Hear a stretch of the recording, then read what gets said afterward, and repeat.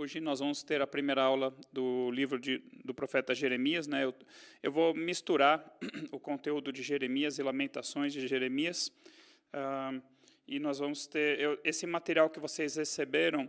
Ele é um material parcial, né? Ele é suficiente para essa primeira aula, e depois eu vou continuar desenvolvendo ele, e na próxima aula eu mando o material completo, tá bom? Então vamos ver até onde eu consigo chegar nessa aula, mas a próxima aula eu vou continuar com o material e vou adicionar coisas a ele. Então, a aula 6, né, do módulo 3, a gente continua falando do Antigo Testamento. Aqui é aquele mapa, né, para ajudar os irmãos sempre, né, mais ou menos onde eram as 12 tribos de Israel, como que ficou após o reino ser dividido entre o reino do norte e o reino do sul. E nós vamos falar então sobre o livro de Jeremias, né? Eu começo dizendo que agora que esse momento, né, que Jeremias viveu é um tempo de espalhar pedras, e vocês vão entender essa minha referência a Eclesiastes 3. E eu coloquei ali algumas fotos, né, fotos da ruína do templo ali de Jerusalém, né, um cálice transbordante, né, porque nós vamos ver em Jeremias o que acontece quando o cálice da ira do Senhor transborda. E a Babilônia foi o instrumento pelo qual Deus trouxe juízo contra Jerusalém, contra todas as nações ao redor. Mas depois também, ao final, né, de Deus usar a Babilônia como instrumento do seu juízo, Deus também trouxe juízo contra a Babilônia através dos reis dos Medos e dos Persas. Eu coloquei aqui, então, que é a última chance que Deus está dando para eles se arrependerem, né, para o povo de Judá, para o povo de Jerusalém se arrepender. E o juízo de Deus começa pela casa de Deus, pelo seu povo. Isso é muito importante nós entendermos e nós aprendermos, tá bom? Eu coloquei aqui algumas coisas que você não gostaria de ouvir da parte de Deus. No livro de Jeremias, você vai ver Deus irado.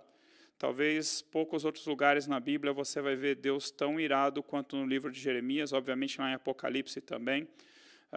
Mas é importante, né, nós conhecermos a Bíblia toda, sabermos que Deus não é só amor, que Deus não é só misericordioso, né, mas que Deus é santo, né? Deus, na Bíblia, se eu não me engano, talvez você vai encontrar só umas 2 vezes falando que Deus é amor, talvez as 2 lá em 1 João, né, mas você vai ver na Bíblia inteira falando que Deus é santo. E nós vamos ver em Jeremias o que acontece quando esse Deus que é santo, ele dá um basta no pecado, em primeiro lugar do seu povo e em segundo lugar dos demais povos, tá bom?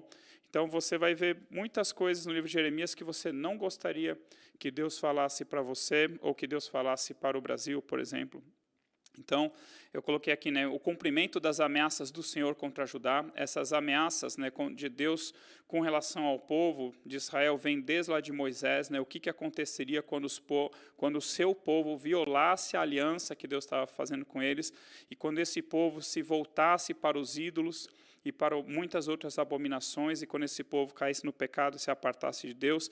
E nós vamos ver em Jeremias o cumprimento de todas essas ameaças que Deus havia feito, né, de todos os termos do contrato, né? Então, o contrato, a aliança que Deus fez com o povo, tinha um se, né? Se vocês me obedecerem, se vocês derem ouvidos à minha voz, acontecerá isso, né? As bênçãos correrão atrás de vocês. Porém, se vocês não ouvirem a minha voz, se vocês não atentarem às minhas palavras, se vocês se desviarem dos meus caminhos, acontecerá isso. Então agora nós vamos ver a execução dessas cláusulas, né, do se vocês não derem ouvidos à minha voz.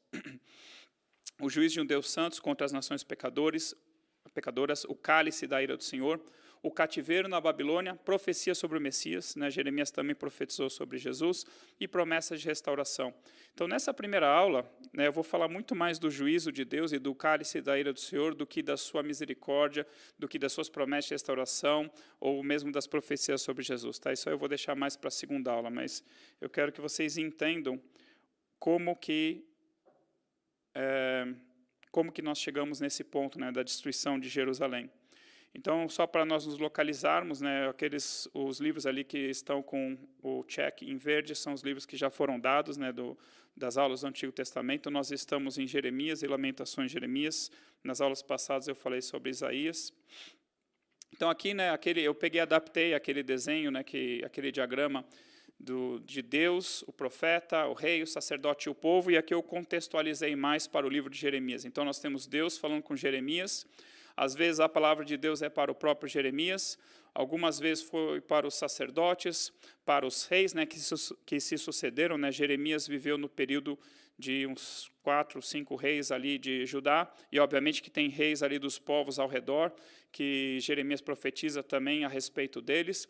Jeremias também, através de Jeremias, Deus também fala com os povos, com as nações, e aqui eu coloquei um destaque, né, especial para os falsos profetas, né? Nós vemos ali Jeremias, entre aspas, degladiando com alguns falsos profetas, e eu vou mostrar para vocês no livro de Jeremias, no livro de Ezequiel, e voltando também no livro de Deuteronômio, né, mas não nessa aula, qual é o ministério do falso profeta, né? O que faz o falso profeta e o que faz um profeta de verdade. Então, aqui, uma linha do tempo simplificada, né, desde ali dos tempos juízes, do reino unido de Israel, né, com Saul, Davi e Salomão reinando. Depois, por causa do pecado de Salomão, o reino foi dividido em reino do norte e reino do sul, isso em 931 anos antes de Cristo, quando terminou o reinado de Salomão. O reino do norte acabou em 722 anos antes de Cristo, né, com a destruição de Samaria pelo rei da Assíria, pelo rei Salmaneser. E o reinado do sul, ele durou até mais ou menos 587, 586 anos antes de Cristo, até ser destruído por Nabucodonosor, rei da Babilônia, né? E ali tem o período do cativeiro. O cativeiro ele começa antes do fim de Jerusalém, antes do fim de Judá, porque Nabucodonosor já havia vindo contra Judá e já havia levado cativos, né? E por uns tempos Judá ficou submisso ao rei da Babilônia, né, até romper essa aliança, né, contra a orientação do Senhor, né. Deus havia falado assim, olha, as nações que se submeterem ao jugo de Nabucodonosor, que se submeterem ao jugo da Babilônia, eu pouparei essas nações e eu deixarei que essas nações permaneçam na sua terra. Mas aqueles que se rebelarem contra Nabucodonosor, eu destruirei essas nações, né. Então Deus deu uma última chance, olha, Nabucodonosor, meu servo, eu trouxe ele para juízo contra as nações, mas se as nações se arrependerem, se as nações ficarem quietinhas debaixo do jugo dele, eu vou poupar essas nações. Né, nós vamos ver, provavelmente na aula que vem, nessa aula não, que Deus deu essa opção para o rei Zedequias, né, o último rei de Judá. Só que Zedequias, ele consultou, né, o profeta Jeremias, falou assim, qual é a palavra do Senhor? Daí Jeremias falou assim, o que adianta eu te falar a palavra do Senhor? Se eu te falar, você não vai me atender mesmo? E é capaz até que você me mate, né, por aquilo que eu vou falar. Então, eu não vou te matar, me fala qual é a palavra do Senhor. Aí Jeremias trouxe essa palavra do Senhor. Já havia trazido antes, mas Jeremias traz de novo isso, né, aqui no final dos dias de Zedequias, falando assim, olha, se você se render, se você se submeter ao rei Nabucodonosor, Deus vai deixar você ficar nessa terra, Deus não vai te entregar nas mãos dele, Deus vai te poupar, mas se você se rebelar contra o Senhor, saiba que você vai ser levado para a Babilônia e lá você vai morrer. E aí o cativeiro, ele dura mais ou menos os 70 anos que Deus havia determinado que a Babilônia duraria, né?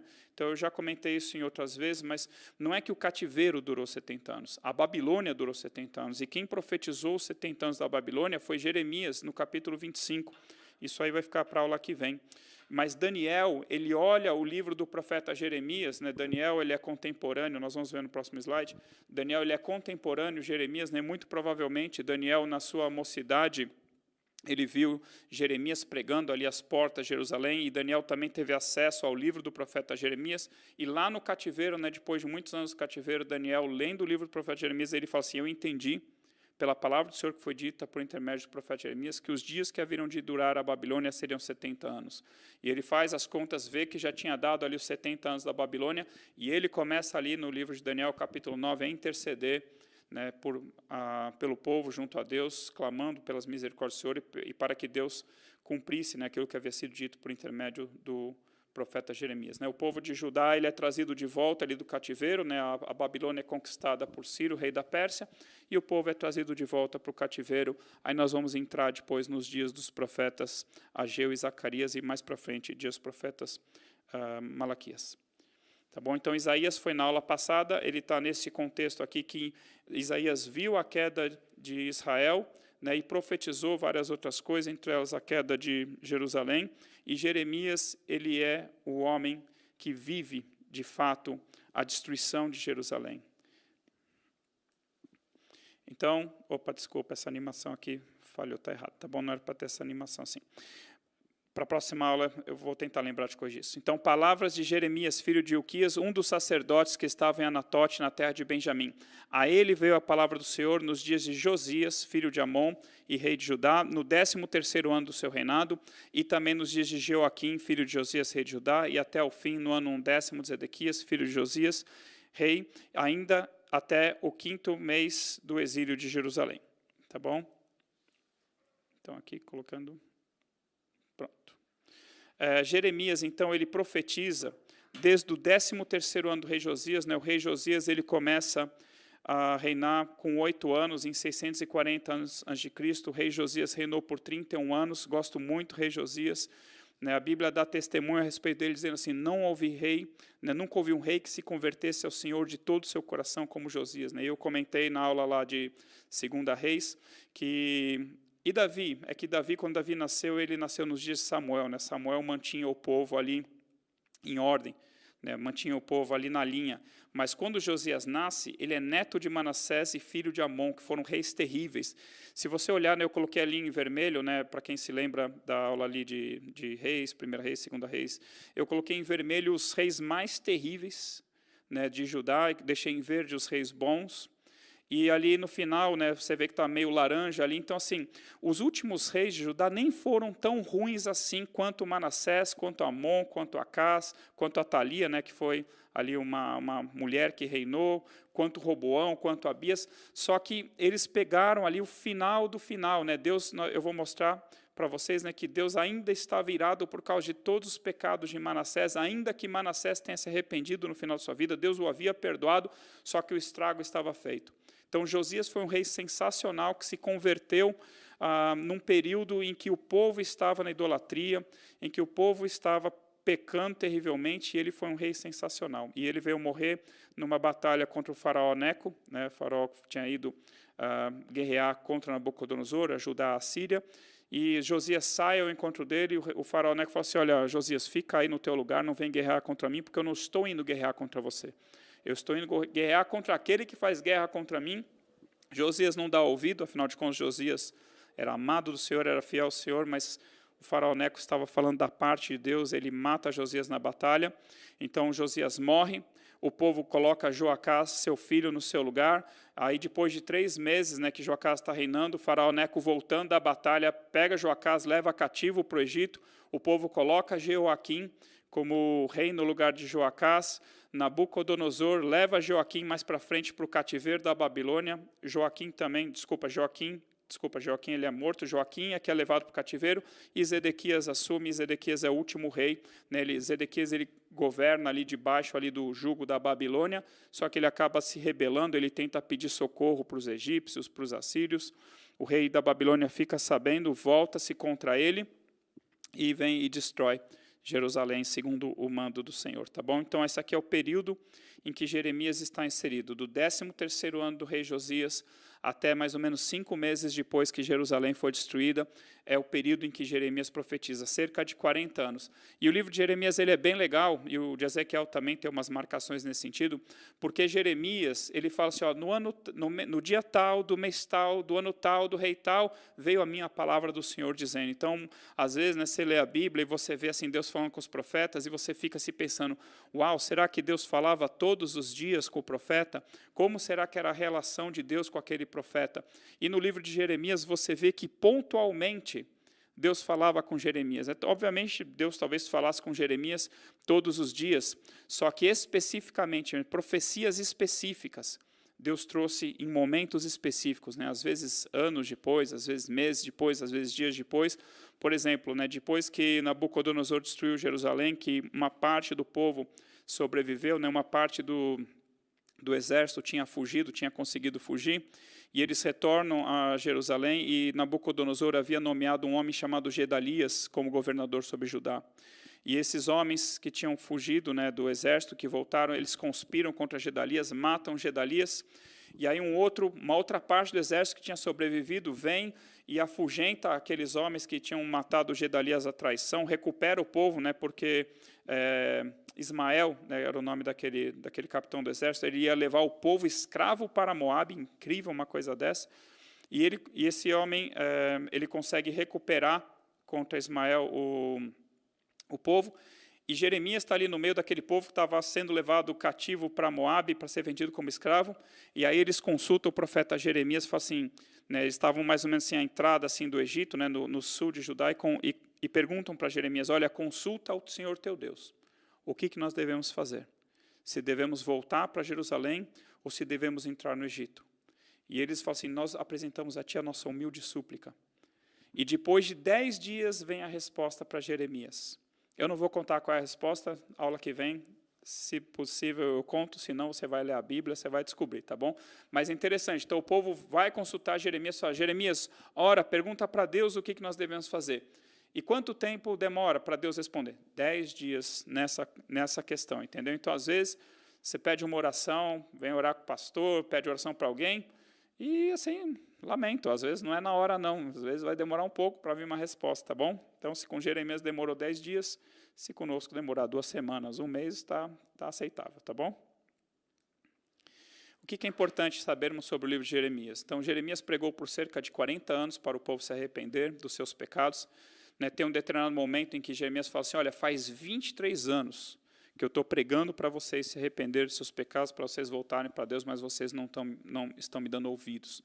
Né? Então, Jeremias ainda pregou por mais uns 17 anos depois disso, mas a pregação de Jeremias basicamente foi essa nesses 40 anos, né? Pedindo ao povo que se arrependesse dos seus pecados, que abandonasse os ídolos, né? Abandonasse a opressão aos órfãos, às viúvas, aos estrangeiros, né? Que abandonasse a escravidão dos seus irmãos, né? Eles estavam escravizando seus próprios irmãos, estavam emprestando dinheiro a juros aos seus próprios irmãos. Então, Deus manda Jeremias pregar contra um monte de pecados, principalmente contra o pecado de idolatria, e o povo não dá ouvidos. Né? Por alguns momentos, em alguns momentos, o povo se arrepende e volta para Deus, mas logo em seguida o povo voltava a cair no pecado.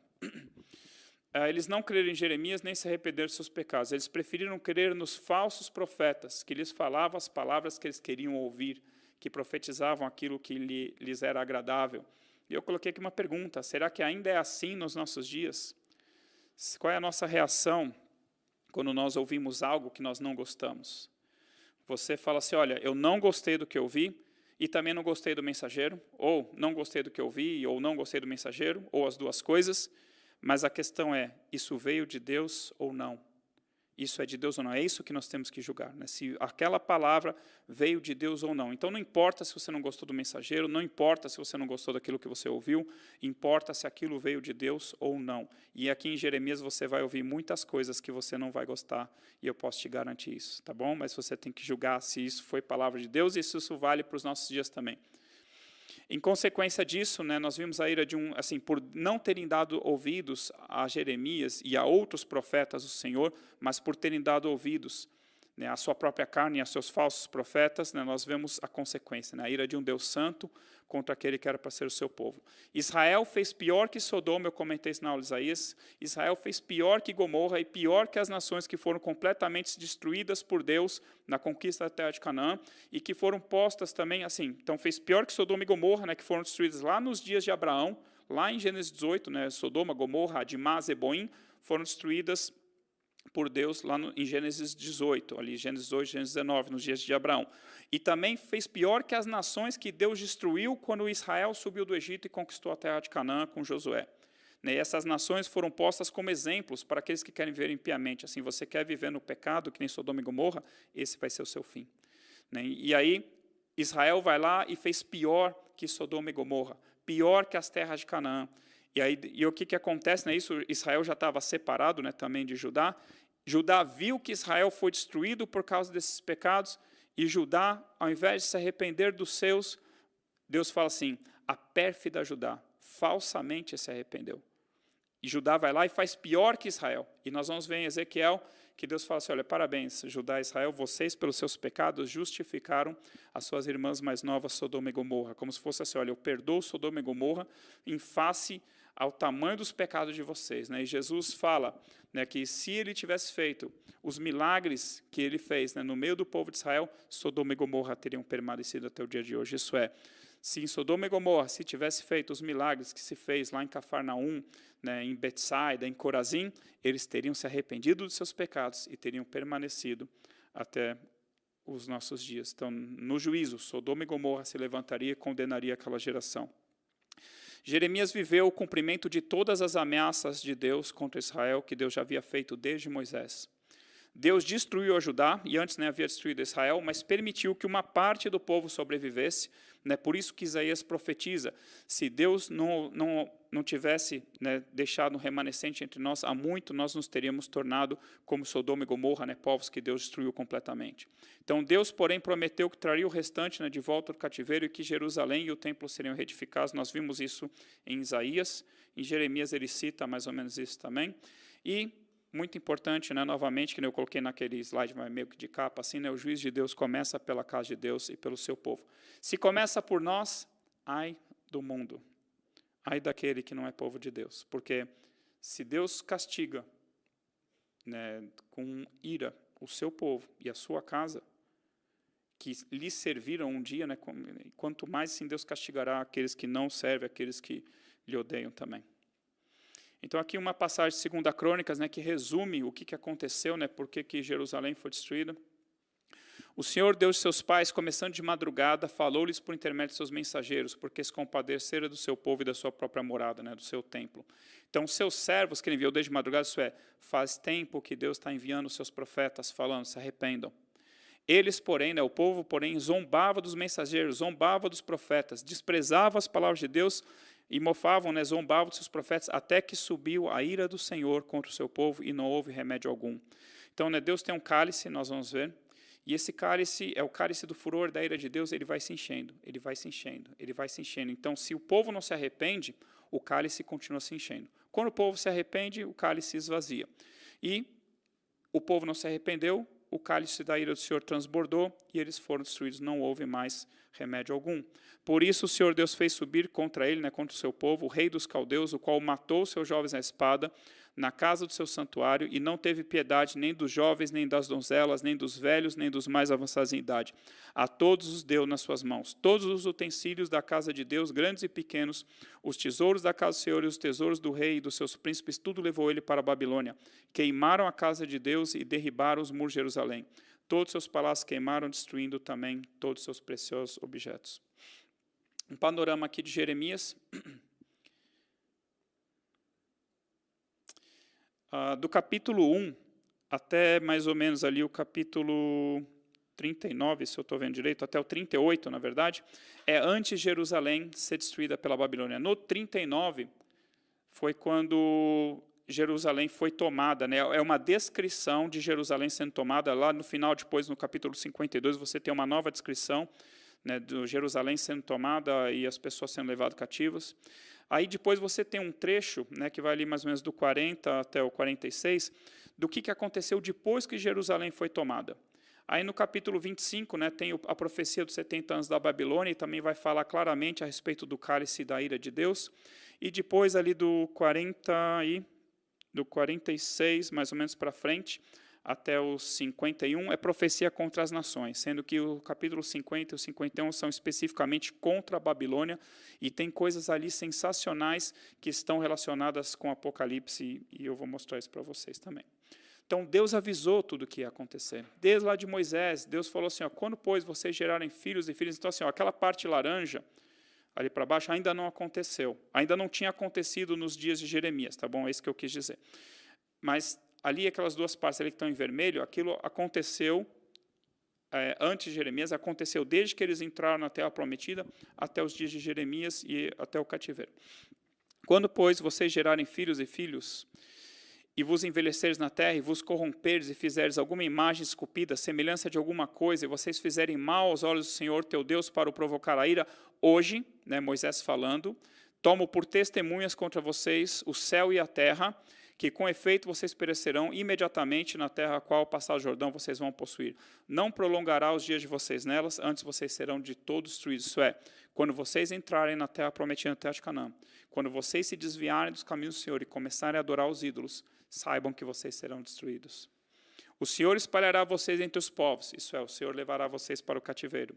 E vocês restarão poucos em número entre as pessoas, entre os povos onde o Senhor levará vocês. Então, Jeremias viu o cumprimento dessa ameaça, Jeremias viu o povo ser destruído e o povo ser levado para o cativeiro. Aí o que iria acontecer depois de Jeremias, lá no final dos dias de Daniel, de lá buscarás o Senhor teu Deus, né? Daniel quem faz isso, Daniel 9, e o acharás quando buscares de todo o teu coração e de toda a tua alma.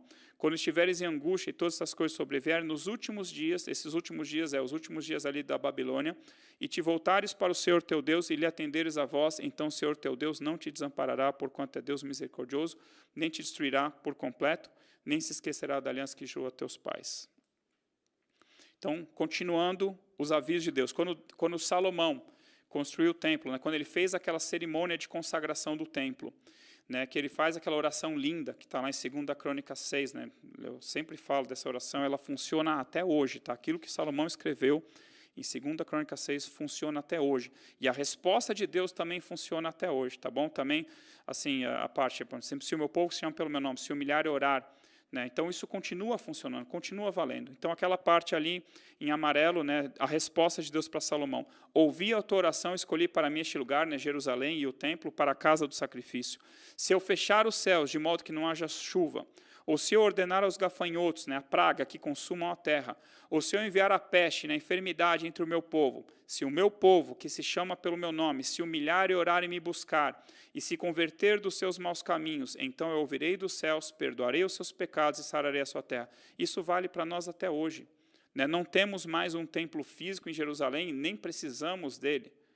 Né? Mas se nós nos voltarmos para o Senhor, né, a nossa terra que está enferma, né, vocês lembram que no começo do ano tinha aquela ameaça da praga dos gafanhotos invadirem o Brasil ali pelo sul? Então nós estamos vivendo, né, a praga do coronavírus, nós temos a praga da espada, né, uma guerra interna. Nós não temos guerra contra outras nações, né, mas a violência é uma das principais causas de morte no Brasil.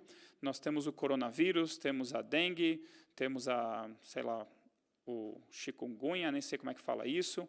Né, nós tivemos aquele problema lá do Zika vírus, né, que causava má formação fetal. Então, várias pragas. E o que Deus continua falando para nós? Se o meu povo, né, que hoje é a igreja, se humilhar, né, e orar, e me buscar, e se converter dos seus maus caminhos, né, se a igreja se santificar, e se a igreja buscar a Deus, então eu virei dos céus, perdoarei os seus pecados, sararei a sua terra.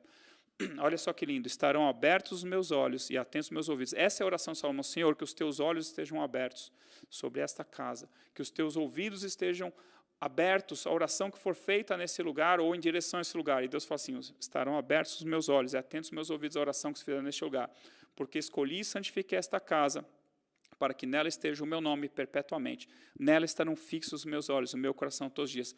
Lindo, só que olha a continuação da resposta de Deus. Porém, se vocês se desviarem e deixarem os meus estatutos, os meus mandamentos que eu prescrevi, e vocês forem servirem a outros deuses e os adorarem, então eu arrancarei vocês da minha terra que dei a vocês.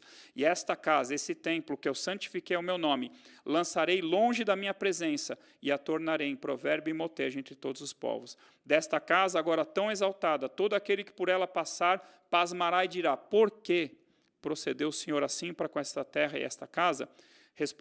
Responder-se-lhe-á, porque deixaram o Senhor, o Deus de seus pais, que os tirou da terra do Egito, e se apegaram a outros deuses, e os adoraram e os serviram. Por isso trouxe sobre eles todo esse mal. Então Deus já havia falado para Salomão, Deus já havia falado para Moisés, agora Deus fala para Salomão.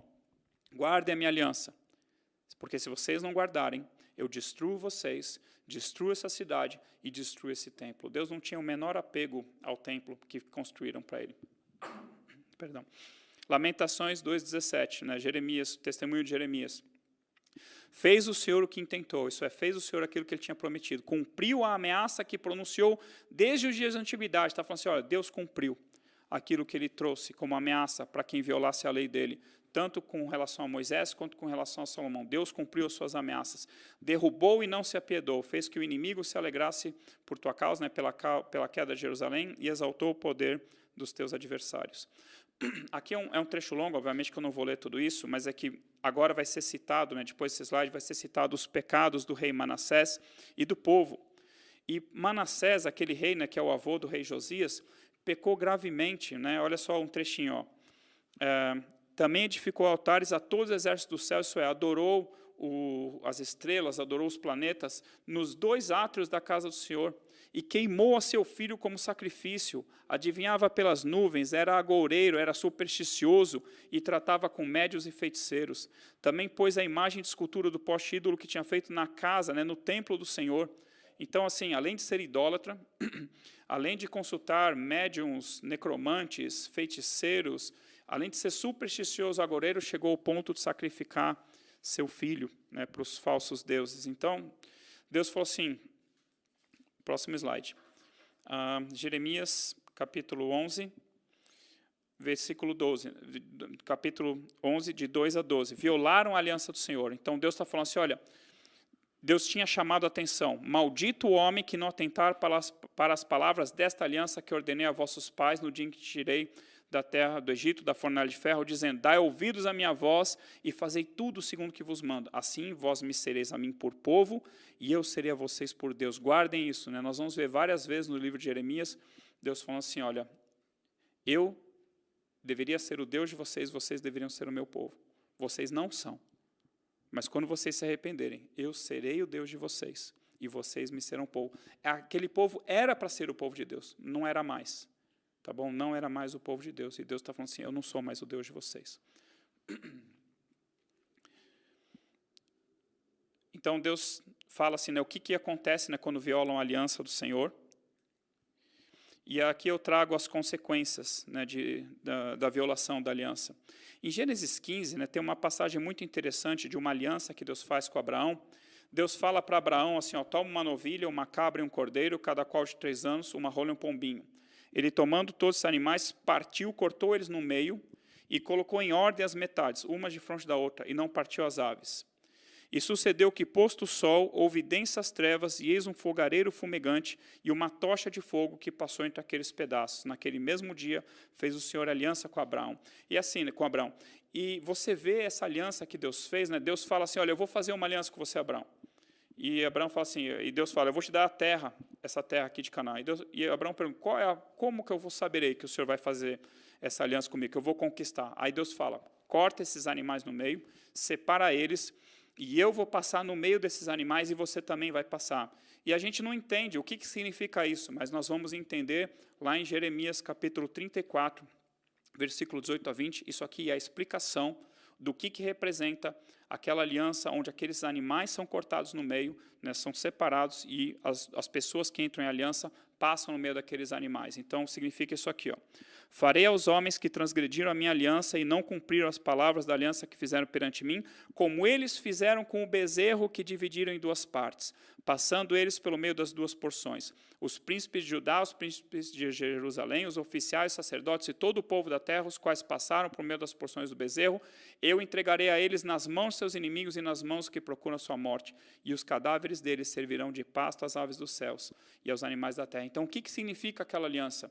Significa o seguinte, se eu violar, vamos supor que eu passei pelo meio daqueles animais, com uma pessoa com quem eu estou fazendo aliança. Se eu ou ele violarmos essa aliança que nós fizemos, que nós passamos por meio desses animais que foram cortados, aconteça comigo, ou aconteça com eles, se essa outra pessoa for quem violou, aquilo que foi feito aos animais. Isso é, seja morto, seja cortado no meio, e o seu cadáver sirva de pasto para as aves dos céus e para os animais da terra. É isso que significa essa aliança. Se eu violar, que eu seja morto, que eu seja destruído, que o meu cadáver repouse sobre a terra e sirva de pasto para as aves do céu e para os animais da terra. E o que Deus está falando? Vocês violaram a minha aliança. E agora eu vou fazer com vocês aquilo que vocês fizeram com os animais da aliança. Esse é o juízo de Deus para aquele que viola a sua aliança. Aqui um trecho de Eclesiastes, capítulo 3, que todo mundo conhece, até quem não é cristão conhece isso aqui, tem até música secular, com literalmente a letra do que Salomão trouxe. Tudo tem o seu tempo determinado e há tempo para todo o propósito debaixo do céu.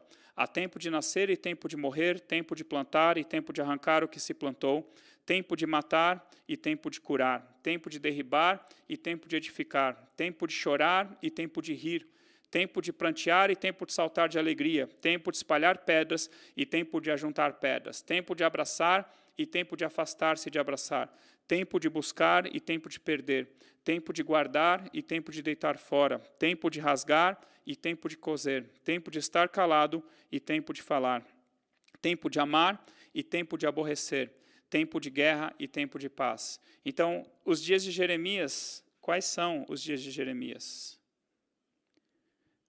Os dias de Jeremias são tempo de morrer, tempo de arrancar o que se plantou, tempo de matar, tempo de derribar, tempo de chorar, tempo de prantear, tempo de espalhar pedras, tempo de afastar-se de abraçar, tempo de perder, tempo de deitar fora, tempo de rasgar, tempo de estar calado, tempo de aborrecer e tempo de guerra.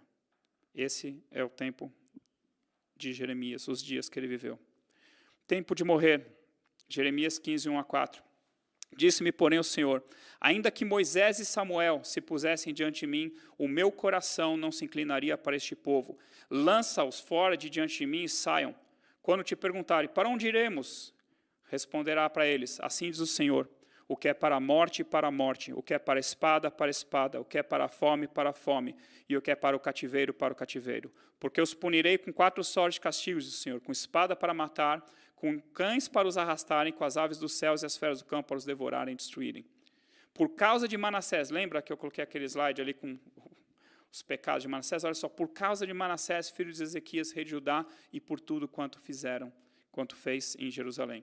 Então, né, eu preguei recentemente, eu comentei que Moisés e Samuel faziam parte da elite, né, dos intercessores de Israel. Né? Por algumas vezes eles intercederam pelo povo de Israel e Deus não os destruiu por causa deles. Porém, nem a intercessão deles, nesse momento, salvaria Jerusalém naqueles dias. Então, ó, nem se Samuel, nem se Moisés intercedessem por mim, eu pouparia esse povo. É tempo de morrer. Tempo de derribar, tempo de arrancar o que se plantou e tempo de se espalhar pedras. Jeremias capítulo 1, versículo 10. Deus falando para Jeremias, olha, que hoje eu te constituo sobre as nações e sobre os reinos para arrancares e derribares, para destruíres e arruinares. E aqui, né, faz parte das promessas, né, que eu espero passar para vocês na próxima aula, e também para edificares e para plantares. Mas entenda, primeiro viria a destruição, que era o castigo pelos pecados, depois a restauração. Né? Isso é para depois do retorno do cativeiro, tá bom? Mas não se anima muito não, tá bom? Porque a maior parte de Jeremias é tempo de derribar, de arrancar o que se plantou e de espalhar pedras. Jeremias 45, de 1-5. Baruque foi quem redigiu o livro de Jeremias. Né? Não sei se Jeremias não sabia escrever, mas o fato é que quem escreve o livro de Jeremias é Baruque, com as palavras ditadas pelo próprio profeta Jeremias. Então, a palavra que falou Jeremias, o profeta Baruque, filho de Nerias, escrevendo ele aquelas palavras num livro, ditadas por Jeremias no ano 4º do rei Joaquim, filho de Josias, rei de Judá, dizendo, assim diz o Senhor, Deus de Israel, acerca de ti, ó Baruque. Disseste, ai de mim agora, porque me acrescentou o Senhor tristeza ao meu sofrimento, estou cansado do meu gemer e não acho descanso. E Deus fala para Baruque, isto diz o Senhor, eis que eu estou demolindo o que edifiquei e arrancando o que plantei isso em toda a terra, e você procura grandezas. É como se fosse assim, né? Então nós estamos vivendo esse tempo aqui de coronavírus, tempo de crise financeira, tempo de desemprego, tempo de divisão social, né? O país rachado, dividido, e a pessoa está preocupada, sei lá, com o seu próprio bem-estar, ou a pessoa está preocupada com o seu luxo, entendeu? Então Deus está falando o seguinte, você está preocupada com coisas supérfluas? Eu estou demolindo o que edifiquei, estou arrancando o que plantei, isso em toda a terra.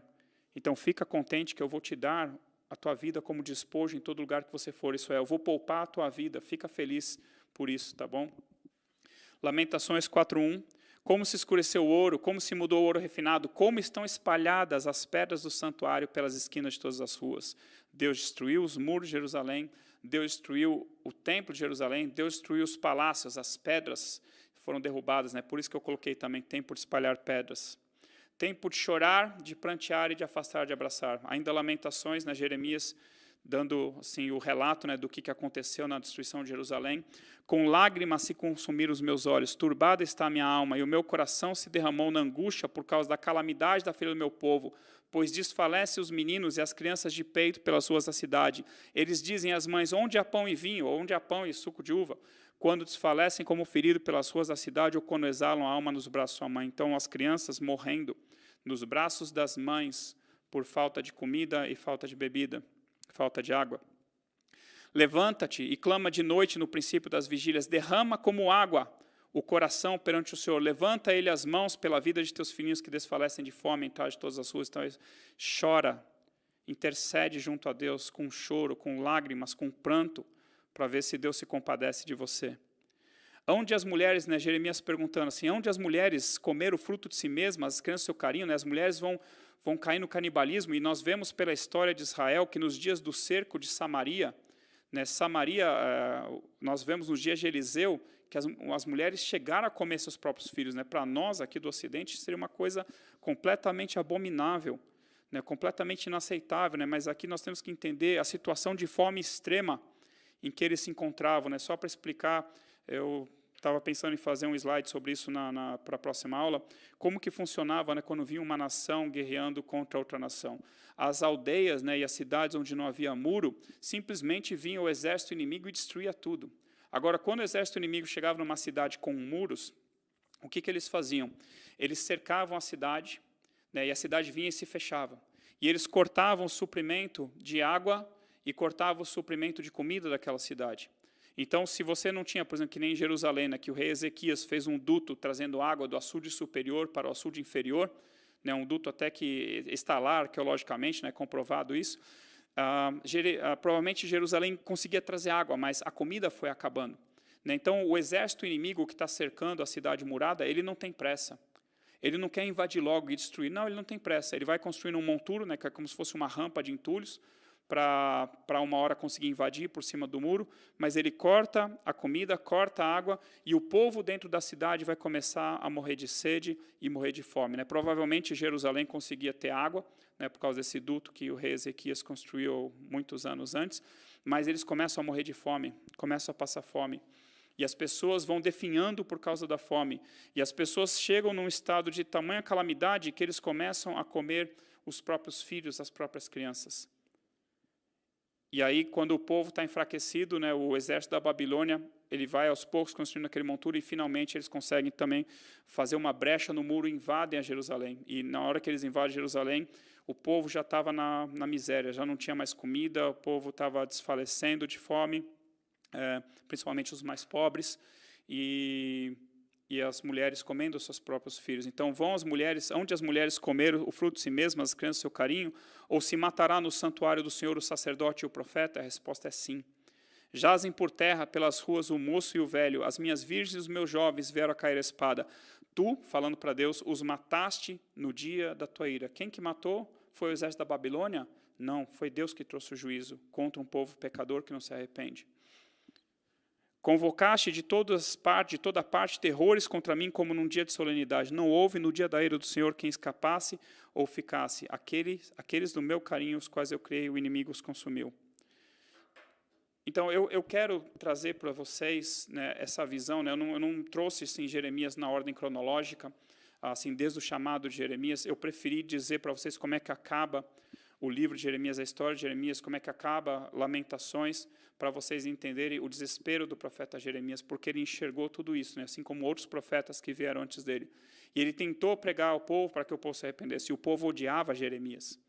O povo odiava Jeremias. Por algumas vezes tentaram matar Jeremias, né, ele foi protegido por algumas pessoas influentes. Outro profeta, se não me engano, o profeta Urias, não tem nada a ver com Urias, né, dos dias de Davi, foi morto. Ele pregava as mesmas coisas que Jeremias, só que ele não tinha alguém que o protegesse, alguém que fizesse com que a sua vida fosse poupada. Ele fugiu para o Egito, e o rei de Judá mandou buscar ele lá no Egito, e mataram ele. Então, o povo odiava Jeremias.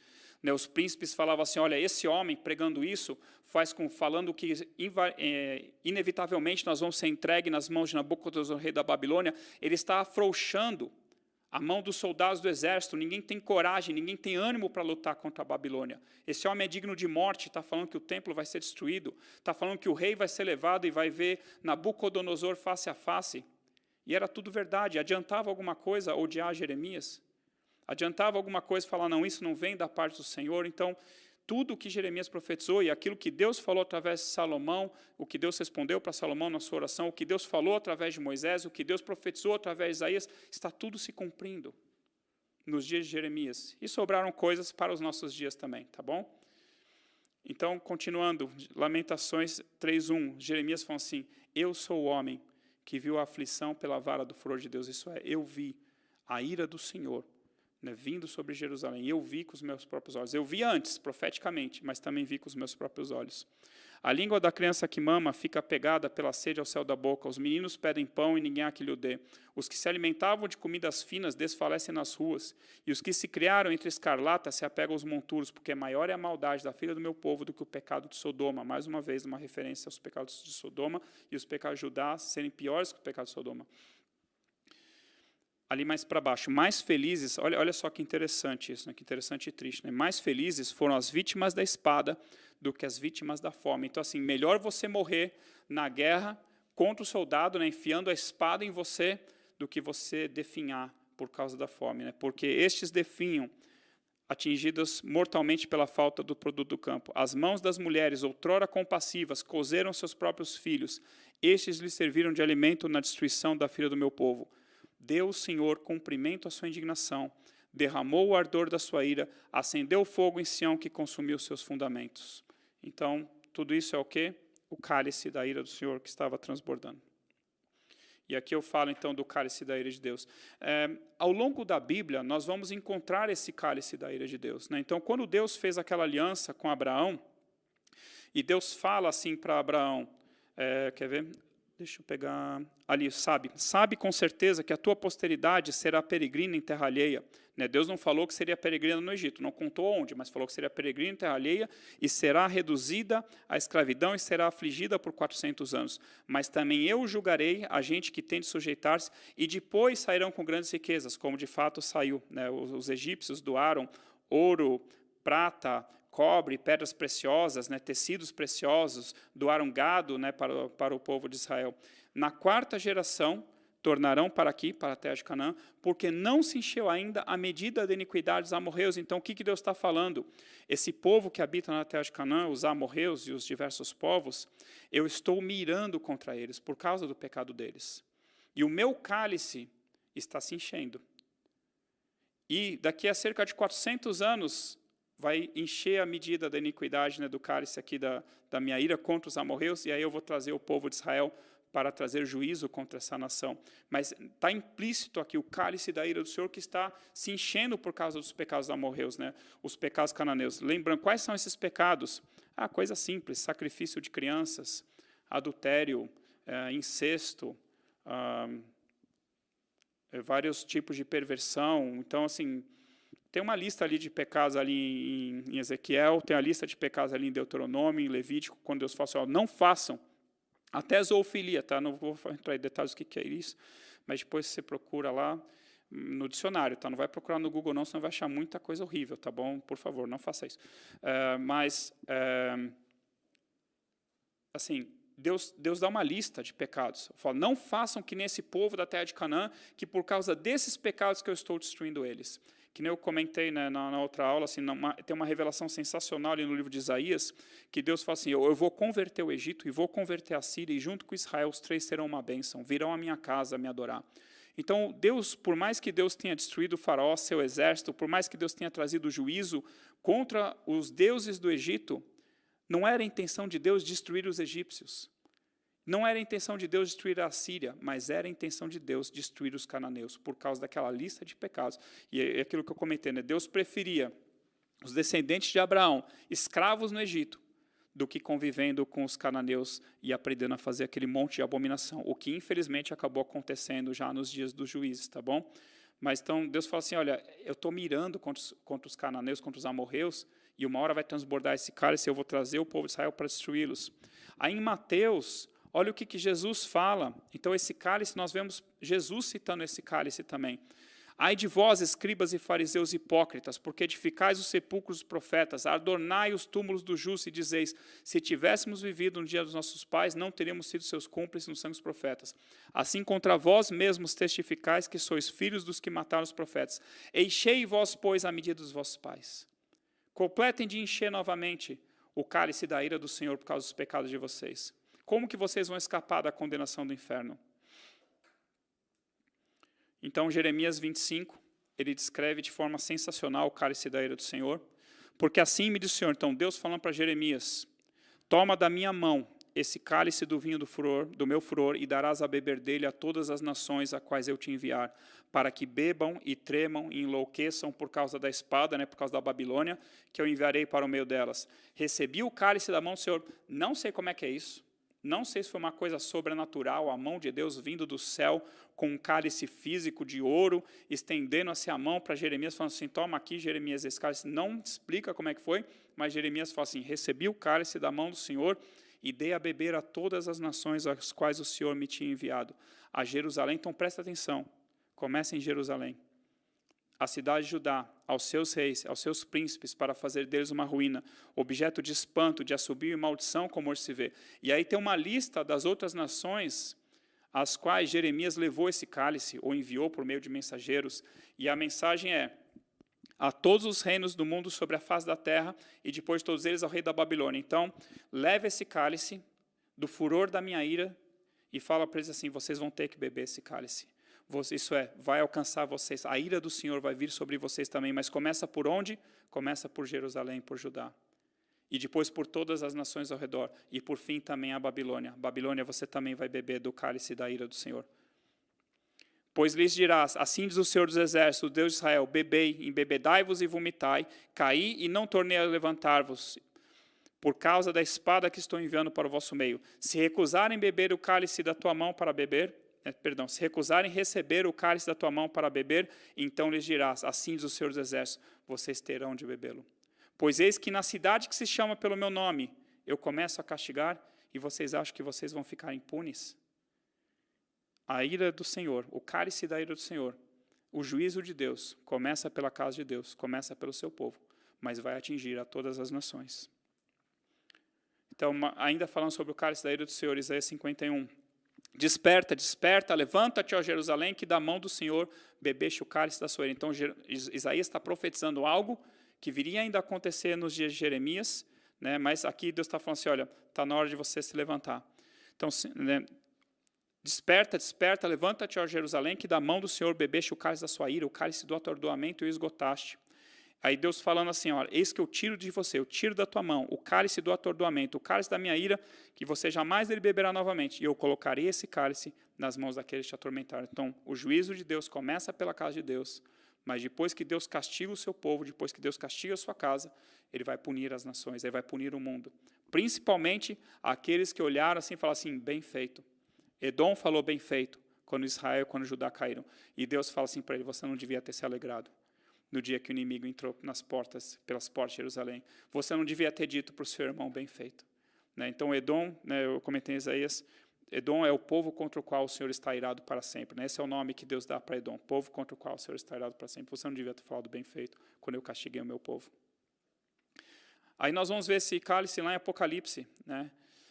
Se alguém adora a besta, é sua imagem de escultura e recebe a sua marca na fronte ou sobre a mão, também esse beberá do vinho da cólera de Deus, preparado sem mistura do cálice da sua ira, e será atormentado com fogo e enxofre diante dos santos anjos e na presença do Cordeiro. Então, no final dos tempos, aquele que adorar a besta, aquele que recebeu o seu número, a sua marca, beberá também do cálice do vinho da ira do Senhor. Ainda Apocalipse 16, 1 agora. Ouvi, vinda do santuário, uma grande voz, dizendo aos 7 anjos, ide e derramai pela terra as 7 taças da cólera de Deus. No final ali, no último trechinho amarelo, e lembrou-se Deus da grande Babilônia, não tem nada a ver com a Babilônia física, é um sistema mundano, que corrompe as nações, assim como a Babilônia corrompeu as nações, com a sua prostituição, com a sua idolatria, com o seu comércio. E lembrou-se Deus da grande Babilônia para dar-lhe o cálice do vinho do flor da sua ira. Então eu quero mostrar para vocês que o cálice da ira do Senhor, ele está presente desde lá de Gênesis, quando Deus anuncia para Abraão, até Apocalipse, passando por Jeremias 25, passando pela destruição de Jerusalém, passando pela destruição das nações ao redor, chegando até a Babilônia também. E depois também para o final dos tempos, e Jesus falando ali para as pessoas, para os hipócritas, continue enchendo a medida da iniquidade dos pais de vocês que mataram os profetas. E qual é o resultado do cálice da ira do Senhor? Destruição. Jeremias 4, 23, 26. Olhei para a terra, e ela estava sem forma e vazia. Você lembra de algo? Gênesis capítulo 1, que eu coloquei ali. Olhei para a terra, e eis que ela estava sem forma e vazia. Olhei para os céus, e não tinham luz. Olhei para os montes, e eis que tremiam. E todos os outeiros, os montes, as colinas estremeciam. Olhei, e eis que não havia homem nenhum, e todas as aves dos céus haviam fugido. Olhei ainda, e eis que a terra fértil era um deserto, e todas as suas cidades estavam derribadas diante do Senhor, diante do furor da sua ira. E o contraste, com Gênesis 1, no princípio criou Deus os céus e a terra, porém estava sem forma e vazia, havia trevas sobre a face do abismo, e o Espírito de Deus pairava por sobre as águas. Disse Deus, haja luz, e houve luz. Então Deus pegou um caos e criou a terra, criou luz, criou todas as coisas, e aqui Deus está transtornando a terra por causa dos seus pecados, da sua maldição. Lá em Isaías, eis que o Senhor vai devastar e desolar a terra, vai transtornar a sua superfície e dispersar os moradores. A terra será de todo devastada, e totalmente saqueada, resultado do cálice da ira do Senhor. Então, continuando, resultado da cálice da ira do Senhor. Os reis da terra, lá em Apocalipse, os comandantes, os ricos, os poderosos, e todo escravo e todo livre se esconderam nas cavernas e nos penhascos dos montes, e disseram aos montes e aos rochedos, caí sobre nós, e escondei-nos da face daquele que se assenta no trono, e da ira do Cordeiro, porque chegou o grande dia da ira deles, e quem é que pode suster-se? Aqui é engraçado que ele fala da ira do Cordeiro, se ele falasse da ira do leão, até dava para entender, mas a ira do Cordeiro, porque Jesus também é o Cordeiro. Tá bom, então ali mais algumas passagens do furor da ira do Senhor, o que Deus vai fazer no final dos tempos. E aqui eu só quero terminar então com esse slide e com esse outro aqui. Não, com esse slide, o juízo de Deus começa pela casa de Deus. Então, aquela passagem que eu citei, de Jeremias 25, se recusarem, então, se as nações ao redor se recusarem a beber o cálice da tua mão para beber, se recusarem receber o cálice da tua mão para beber, então lhes dirás, assim diz o Senhor dos Exércitos, tereis de bebê-lo. Porque eis que na cidade que se chama pelo meu nome começo a castigar, e ficareis vós todos impunes. Aí 1 Pedro 4, 17 e 18 é a mesma coisa. O apóstolo Pedro fala assim, olha, porque a ocasião de começar o juízo pela casa de Deus é chegada. Ora, se primeiro vem por nós, se primeiro vem pelo povo de Deus, se primeiro o juízo começa pela igreja do Senhor, nos nossos dias, qual será o fim daqueles que não obedecem ao evangelho de Deus? E se é com dificuldade que o justo é salvo, onde que vai comparecer o ímpio? Sim, o pecador, isso é que chance tem o ímpio, o pecador de escapar, aquela pessoa que não entrega a sua vida a Jesus Cristo. Se Deus está punindo a igreja por causa dos seus pecados, se Deus está punindo o seu povo por causa dos seus pecados, para que se arrependam, para que não seja depois julgado juntamente com o mundo, qual a chance daquele que não tem a Jesus Cristo como Senhor e Salvador escapar? A chance é zero. Então Deus ele começa a limpar, a santificar a sua casa. Deus às vezes traz juízo, algumas vezes na história Deus trouxe juízo contra a igreja, Deus trouxe juízo contra Israel, contra Judá. Então, se primeiro vem por nós, qual será o fim daqueles que não têm a Jesus Cristo como seu Senhor e Salvador? Não tem como escapar. Tá bom? Eu vou parar por aqui, slide 29, então a aula que vem eu começo a partir do 30, e para o alívio eu vou trazer as promessas também de restauração, as profecias sobre Jesus Cristo, mas eu quero que você entenda que aquilo que aconteceu nos dias de Jeremias, nós vamos voltar a ver lá nos dias do final dos tempos, no Apocalipse, nós vamos ver a ira do Senhor sendo derramada sobre toda a terra. Já vemos muitas coisas do juízo de Deus sobre a terra, e podemos certamente afirmar, Deus vai trazer mais coisas ainda, mas Deus vai santificar a sua igreja, Deus vai preparar a noiva para a volta de Jesus Cristo, e ai do mundo. Lá em Apocalipse nós vamos ver os ais contra o mundo. Mas que eu não cheguei a mostrar um slide, não deu tempo, mas eu coloco assim, olha, toma cuidado com a tua salvação, toma cuidado com a tua santificação, leva a sério, tá bom? Porque é para isso que serve o livro de Jeremias, para nós entendermos o juízo de Deus contra o seu povo, quando esse povo cai no pecado e não quer se arrepender, tá bom? Que Deus te abençoe em nome de Jesus, que Deus te guarde, especialmente nesses dias aí de pandemia, nesses dias também de crise, que Deus abençoe a tua casa, Deus te prospere, que você leve muito a sério a tua salvação, que você leve muito a sério a palavra do Senhor e a santificação, tá bom? Deus te abençoe em nome de Jesus.